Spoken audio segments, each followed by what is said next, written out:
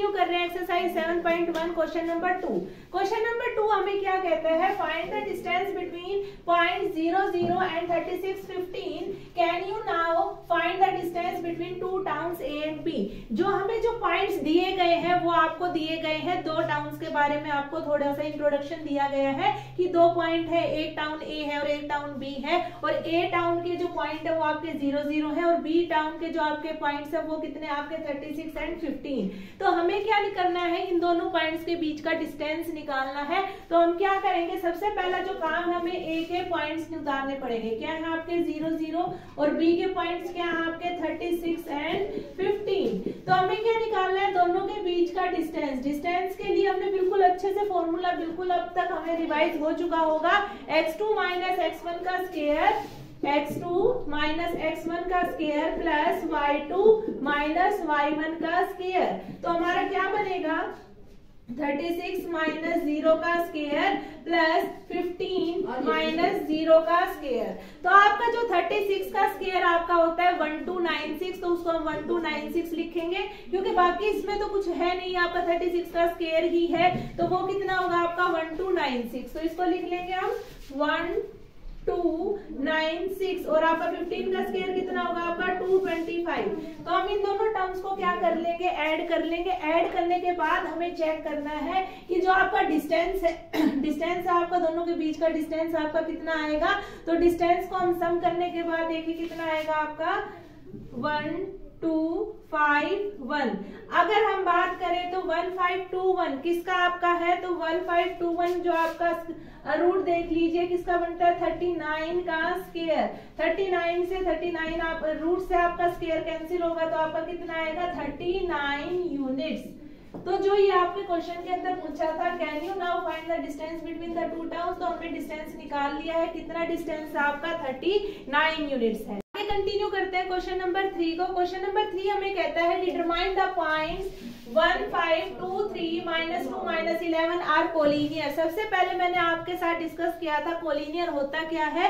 Collinear points हमारे वो points होते हैं जो एक ही लाइन के ऊपर आपके सारे पॉइंट्स जो लाई करते हैं।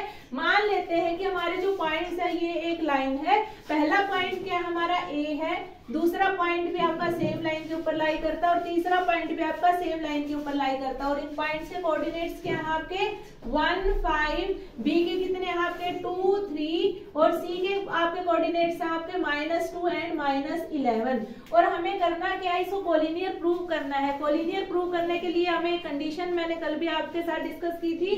कंडीशन क्या बनेगी आपकी, a b plus b c is equal to a c. भाई इन दोनों का जो सम है लास्ट आपका AC के इक्वल होगा। तो हमें क्या करेंगे, हम एक एक करके दो तीनों डिस्टेंस को निकालेंगे। तो सबसे पहला डिस्टेंस क्या बनेगा आपका AB।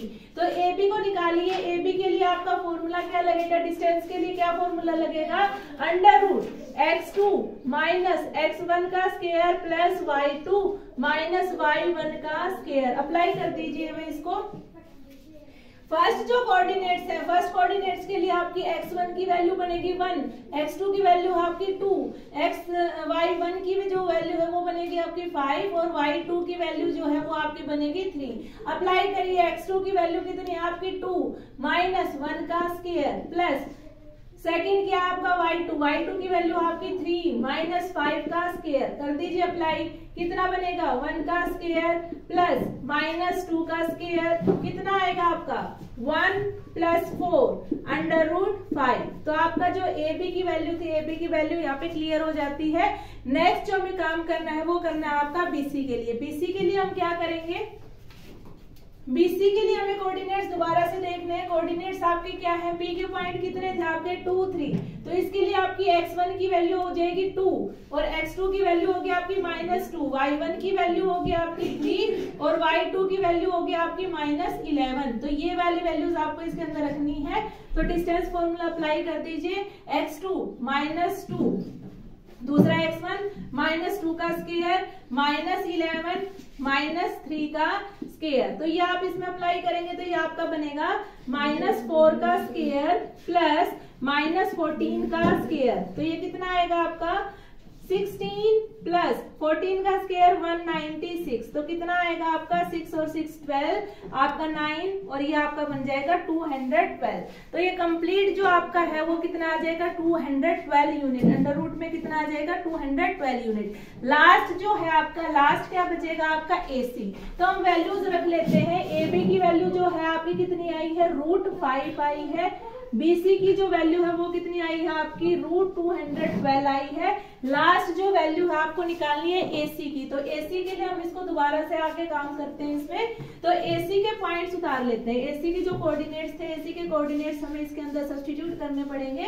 तो A के पॉइंट्स थे आपके 1 और 5, C के हैं आपके -2 और -11। तो आपका जो x1 है वो कितना होगा आपका 1, x2 की वैल्यू होगी -2, y1 की वैल्यू आपकी 5 और y2 की वैल्यू आपकी -11। x जो है आपका AC अब जो रहेगा AC कितना निकलेगा x2 -2 -1 का स्क्वायर प्लस -11 -5 का स्क्वायर, तो ये कितना आएगा आपका -3 का स्क्वायर प्लस -16 का स्क्वायर। अब जो है -3 का स्क्वायर आपको इसमें लिखना पड़ेगा, -16 का स्क्वायर आपको लिखना पड़ेगा। तो ये कितना बनेगा आपका 9 प्लस 256।